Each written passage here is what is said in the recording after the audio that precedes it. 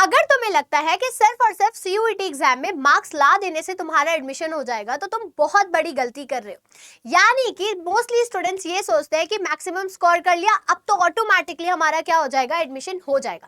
अगर तुम्हारा सपना है बनारस हिंदू यूनिवर्सिटी में एडमिशन लेने का ना, तो तुम्हें अपनी प्रेफरेंस लिस्ट प्लस जो डॉक्यूमेंट रिक्वायर्ड होते हैं उन पे स्पेशल फोकस करना पड़ेगा, क्योंकि इनकी वजह से तुम्हारा एडमिशन कैंसिल हो सकता है। अगर डॉक्यूमेंट्स में एक छोटी सी भी मिस्टेक हुई ना, तो तुम्हारे डॉक्यूमेंट्स वेरीफाई नहीं होंगे और तुम्हारी सीट किसी और को अलॉट कर दी जाती है। तो देखो, अगर तुम चाहते हो कि तुमसे ये मिस्टेक ना होना तो इस वीडियो को एंड तक जरूर देखो। अगर बात की जाए डॉक्यूमेंट्स रिक्वायर्ड की बीएचयू में, तो सबसे पहले तो तुम्हें अपनी पासपोर्ट साइज फोटोग्राफ चाहिए। कितनी, वो भी 6 एटलीस्ट, ठीक है। और ये फोटोग्राफ कौन सी होनी चाहिए, रिसेंटली क्लिक्ड होनी चाहिए। बट ज्यादा प्रेफर्ड कौन सी कंसिडर की जाती है, जो आपने अपने एप्लीकेशन फॉर्म में अटैच की है। सीयूटी का जब फॉर्म फिल कर रहे थे ना, वो वाली फोटोग्राफ। उसके अपार्ट आपको सिग्नेचर चाहिए होगा अपना। सिग्नेचर वही करना जो तुमने सीयूटी एग्जाम के टाइम पे जो फॉर्म भरा था, उस मतलब जो आपका एप्लीकेशन फॉर्म था, जो साइन वहां किया था, वही एप्लीकेशन वाला साइन ही चाहिए हमें। उसके अपार्ट 10th और 12th की क्या चाहिए, मार्कशीट चाहिए। काफी सारे स्टूडेंट्स के पास मार्कशीट नहीं आई होगी, जनरली भी स्कूल्स में मार्कशीट नहीं आई है, और जिन्होंने ड्रॉप ले रखा है उनके पास तो मार्कशीट होगी 12th की। तो जिनके पास 12th की मार्कशीट नहीं है, वो डिजी लॉकर से क्या लेके कर सकते हैं, वो मार्कशीट अटैच कर सकते हैं अपने पोर्टल पे। इसके अपार्ट उस पर सेल्फ अटेस्टेड जरूर कर लेना।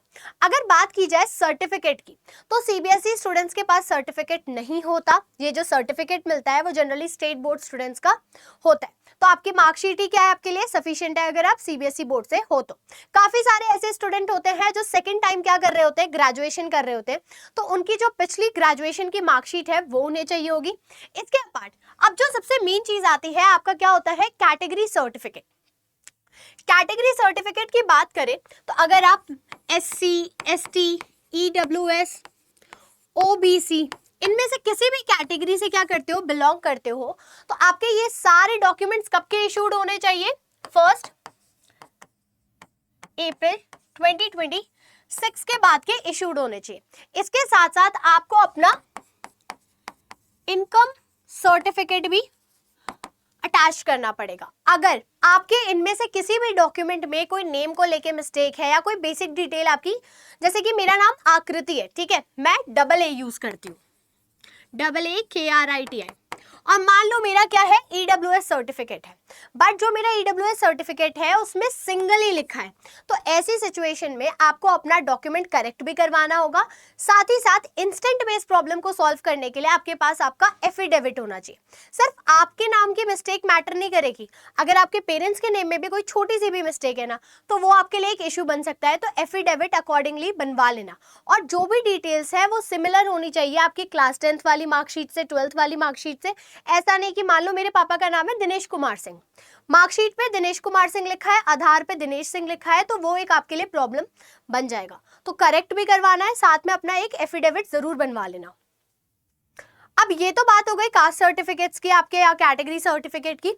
उसके अपार्ट अगर आपके पास PW सर्टिफिकेट आप पे अप्लाई होता है, तो ये भी आपका क्या होना चाहिए, रिसेंटली इशूड होना चाहिए। और आपका डोमिसाइल सर्टिफिकेट रिक्वायर्ड होगा अगर आप किसी और स्टेट से हो तो। एक चीज याद रखना, अगर आप उत्तर प्रदेश के अलावा किसी और स्टेट से होना और बीएचयू में अप्लाई कर रहे हो, तो आपके जो डॉक्यूमेंट्स होंगे, यानी कि ये जो कैटेगरी सर्टिफिकेट्स हैं, वो सेंट्रल के थ्रू इशूड होने चाहिए। इस चीज को जरूर याद रख लेना। उसके बाद आपका CUET UG का क्या चाहिए, आपको स्कोर कार्ड चाहिए, आधार कार्ड चाहिए एज अ आइडेंटिटी प्रूफ, और एनी अदर रेलेवेंट सर्टिफिकेट। अब एनी अदर सर्टिफिकेट क्या होंगे जो रेलेवेंट होंगे आपके लिए, कई बार क्या होता है, बीएचयू के जो एम्प्लॉयज होते हैं ना, उनके ही बच्चे क्या करते हैं, CUET एग्जाम में अपेयर हो रहे होते हैं, तो इनका क्या होता है, अलग से एक कोटा होता है, तो उनका सर्टिफिकेट अलग चाहिए होता है, वो भी रिसेंटली इशूड ही होना चाहिए। इसके अपार्ट स्पोर्ट्स कोटा, तो जो स्पोर्ट्स वाले स्टूडेंट है अगेन उनके भी सर्टिफिकेट्स चाहिए होते हैं आपको। जो आपने गेम्स वगैरह खेले हैं वो सारे सर्टिफिकेट्स यहाँ पर आपके लिए रिक्वायर्ड होंगे। इसके साथ साथ मैचेस वगैरह होते हैं, अगर आप उसमें रैंक करते हो तो आपकी सीट क्या होती है, सिक्योर होती है। तो ये सारे क्या है, डॉक्यूमेंट्स जो आपको रिक्वायर्ड होते हैं आपके बनारस हिंदू यूनिवर्सिटी एडमिशन के टाइम पे। अब ये तो बात हो गई डॉक्यूमेंट्स की। इसके पार्ट आते हैं हमारे क्या, कॉलेजेस। यानी कि हमें तो लगता है कि बनारस हिंदू यूनिवर्सिटी एक ही क्या है, कैंपस है, बट यहाँ पर भी क्या है, अलग अलग एफिलिएटेड कॉलेजेस हैं, ठीक है, जिनकी आपको क्या करनी होगी, अपनी प्रेफरेंस लिस्ट बनानी होगी।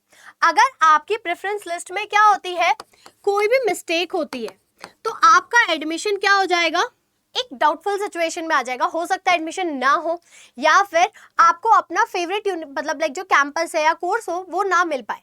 तो प्रेफरेंस लिस्ट को क्या करना है, आपको बहुत सोच समझ के बनाना है, यानी कि इतने दिनों की मेहनत को अब ऐसे ही जाने नहीं देना है। चाहे डॉक्यूमेंट हो, चाहे प्रेफरेंस लिस्ट हो, इनमें आपको छोटी सी भी मिस्टेक अब नहीं करनी है। अब अगर बात की जाए कि ठीक है मैम, डॉक्यूमेंट्स तो आपने बता दिए, बट हम हमारी प्रेफरेंस लिस्ट कैसे प्रिपेयर करें, क्योंकि हमें तो पता ही नहीं है कि रेगुलर सीट क्या होती है, पेड सीट क्या होती है। बीएचयू में काफी सारे कोर्सेज की पेड सीट्स भी होती है, ठीक है। इसके अपार्ट कौन कौन से एफिलिएटेड कॉलेजेस है, वहां पर मोस्टली कॉलेजेस क्या है, फीमेल्स के लिए एफिलिएटेड है, तो हमें कौन सा ऊपर रखना है या कौन सा हमें लोएस्ट अपने प्रेफरेंस लिस्ट में रखना है। तो तुम्हारी ये सारी प्रॉब्लम का एक वन स्टॉप सॉल्यूशन है, that is Sarathi counselling batch. वहां पर आपकी प्रेफरेंस लिस्ट में हेल्प की जाएगी, आपकी बाकी जो भी प्रॉब्लम्स आएंगे आपके एडमिशन से रिलेटेड, यहाँ पर आपके बीएचयू की मतलब डॉक्यूमेंट में कुछ इशू हो रहा है या बेसिक जो होता है आपका प्रेफरेंस लिस्ट वाला, तो वो सारी प्रॉब्लम आपकी क्या की जाएगी, वहां पर सॉर्ट की जाएगी, जिसका लिंक वीडियो के डिस्क्रिप्शन में भी दिया हुआ है, प्लस मैं बता देती हूँ कैसे एनरोल करना है। सिंपली आप क्या करोगे, अड्डा की वेबसाइट पे जाएंगे, हम यहाँ पर गए, ऑल कोर्सेज पे जाओ, यूजी पीजी एंट्रेंस में जाओगे तो आपको यहाँ पर सामने ही दिख रहा है सीयूईटी काउंसलिंग, इसे हमने क्लिक किया तो यहाँ पर हमें जाना है सारथी प्राइम पे। इस पे आपको 1-to-1 मेंटोरशिप भी मिलेगी, यानी आपको एक एक काउंसलर्स अलॉट होते हैं। यहाँ पर हम बाय नाउ पे गए, हमें कोड यूज करना है AD50, जिससे आपकी क्या हो गई, बैच की प्राइस रिड्यूस हो गई। अब देखो ये जो सारथी है ना, ये आपको बीएचयू के साथ साथ आपकी दिल्ली यूनिवर्सिटी के एडमिशन के प्रेफरेंस लिस्ट में भी हेल्प करने वाले हैं। तो इसमें जितना जल्द से जल्द एनरोल करोगे उतना ज्यादा तुम्हारे लिए बेनिफिशियल होगा, क्योंकि डीयू और बीएचयू दोनों के पोर्टल्स ओपन हो चुके हैं। एक छोटी सी मिस्टेक और तुम्हारा पूरा साल, तुम्हारे पूरे साल की मेहनत दोनों पे क्वेश्चन क्रिएट हो सकता है। तो जल्द से जल्द बैच में एनरोल करो ताकि तुम्हारी प्रेफरेंस लिस्ट अच्छे से प्रिपेयर हो सके। And good luck.